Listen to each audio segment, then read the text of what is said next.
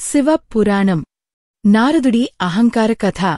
ఒకప్పుడు మహా తపస్వి అయిన నారదుడు పరమేశ్వరుడి గురించి గొప్ప తపస్సు చేయాలని నిర్ణయించుకున్నాడు. ఆయన తపస్సు ఎంత తీవ్రంగా ఉందంటే దానివల్ల వెలువడిన శక్తి దేవలోకాన్ని కూడా కదిలించింది.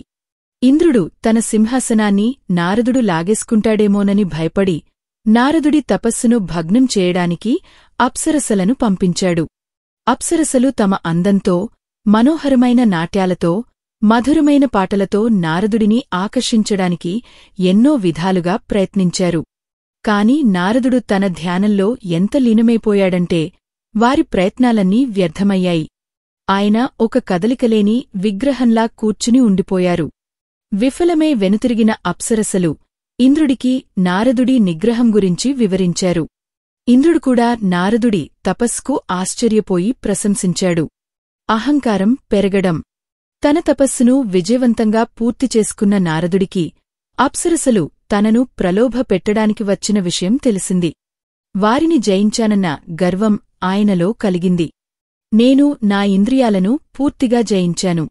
నాకు ఏ లోకపు సుఖాలు, కోరికలు లేవు అని అనుకున్నాడు.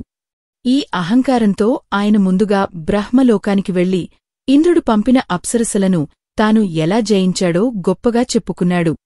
అప్పుడు బ్రహ్మదేవుడు చిరునవ్వు నవ్వి, నారదా, ఈ విషయం శివుడి దగ్గర చెప్పవద్దు, దానివల్ల నీకు మంచి జరగదు అని సలహా ఇచ్చాడు.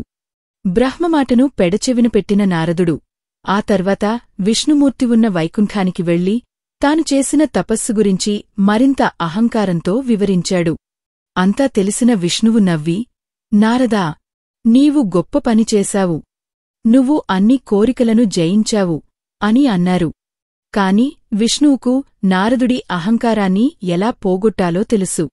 విష్ణువు ఇచ్చిన గుణపాఠం. నారదుడి అహంకారాన్ని అణచివేయడానికి విష్ణువు ఒక మాయాజాలాన్ని సృష్టించాడు. వైకుంఠం నుండి తిరిగి వెళ్తున్న నారదుడు ఒక అందమైన నగరం మీదుగా వెళ్లాడు. ఆ నగరాన్ని పాలించే రాజకుమార్తె లక్ష్మీదేవికి స్వయంవరం జరుగుతోంది. నారదుడు ఆ యువరాణిని చూసిన వెంటనే మోహంలో పడిపోయాడు. అప్పటివరకు తాను జయించానని అనుకున్న అహంకారం మాయమైపోయింది. నారదుడు వెంటనే విష్ణువు దగ్గరికి వెళ్లి ఆ యువరాణి తనను వరించడానికి ఆయన అందమైన రూపాన్ని తనకు ఇవ్వమని కోరాడు. విష్ణువు అంగీకరించాడు. కాని ఒక మెలిక పెట్టాడు. నారదుడు తన రూపాన్ని విష్ణువులా చూసుకున్నప్పటికీ మిగతా అందరికీ అతను ఒక కోతి రూపంలో కనిపించాడు. స్వయంవరంలో లక్ష్మీదేవి అందరినీ దాటుకుంటూ వెళ్లి కోతి రూపంలో ఉన్న నారదుడిని పట్టించుకోలేదు. చివరికి లక్ష్మీదేవి అక్కడ మారువేషంలో ఉన్న విష్ణువును వరించింది. అవమానపడిన నారదుడు దగ్గర్లోని చెరువులో తన రూపాన్ని చూసుకుని ఆశ్చర్యపోయాడు. తాను కోతిలా ఉన్నానని తెలుసుకుని విపరీతమైన కోపంతో విష్ణువు దగ్గరికి వెళ్లి, నాకు కలిగిన విరహం వల్ల నా ప్రియమైన దానినుండి నేను దూరమయ్యాను. అదేవిధంగా నువ్వు కూడా నీ తర్వాత జన్మలో నీ ప్రియమైన భార్య నుండి దూరంగా ఉండాలి అని శపించాడు. ఆ శాపాన్ని విష్ణువు స్వీకరించాడు. ఆ శాపమే తర్వాత రామాయణంలో విష్ణువు రాముడిగా జన్మించి తన భార్య సీతకు దూరమయ్యే సంఘటనకు కారణమైంది. సత్యాన్ని గ్రహించడం. అప్పుడు విష్ణువు నారదుడికి ఇలా చెప్పాడు, నీ అహంకారమే నీ ఆధ్యాత్మిక మార్గానికి అడ్డుగా నిలిచింది. నీవు చేసిన తపస్సులు, సాధనల కంటే అహంకారాన్ని జయించడం గొప్పది.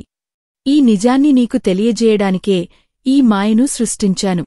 నారదుడు తన అహంకారం పటాపంచలైపోయిన తర్వాత తను పొందిన గుణపాఠాన్ని అర్థం చేసుకున్నాడు. నిజమైన ఆధ్యాత్మిక జ్ఞానం అనేది బయట ఉన్న కోరికలను జయించడం మాత్రమే కాదు, ఆధ్యాత్మిక విజయాల నుండి పుట్టుకొచ్చే గర్వాన్ని కూడా జయించడమే అని తెలుసుకున్నాడు. నారదుడు విష్ణువును క్షమించమని వేడుకున్నాడు. ఆ తర్వాత వినయంతో, లోతైన భక్తితో తన ప్రయాణాన్ని కొనసాగించా.